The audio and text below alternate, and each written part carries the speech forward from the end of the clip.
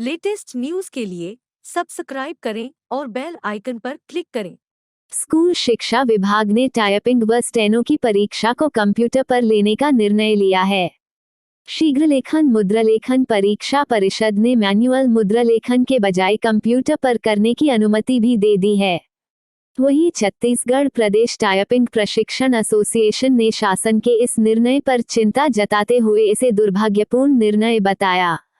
Association का कहना है, परीक्षा कंप्यूटर पर लेने से टाइपिंग सेंटरों से रोजगार छीन जाएगा, सभी टाइपिंग सेंटर रोड पर आ जाएंगे।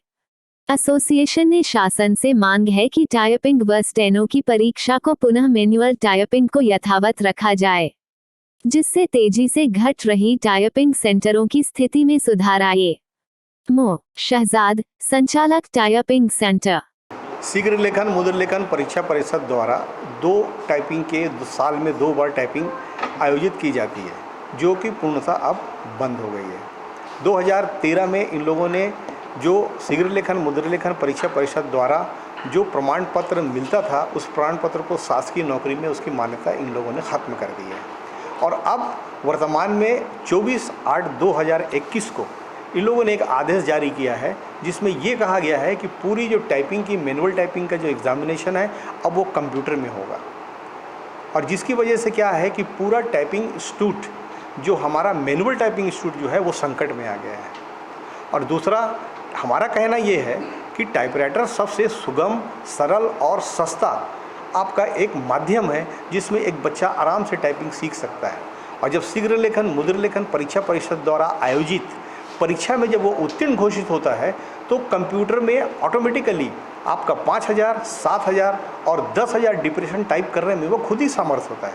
क्योंकि जब वो परीक्षा देने हमारे यहाँ से जाता है, तो वो 10 मिनट का जो पैसेज 1250 डिप्रेशन वो आराम से 8 मिनट में, 7 मिनट में करके जाता है।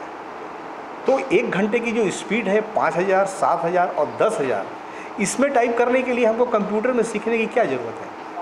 टाइपराइटर में जब इतना सस्ता और सुगम हमारे पास में जब माध्यम है, तो हम उसी में सीखें। इसको बंद करने का क्या औचित्य है?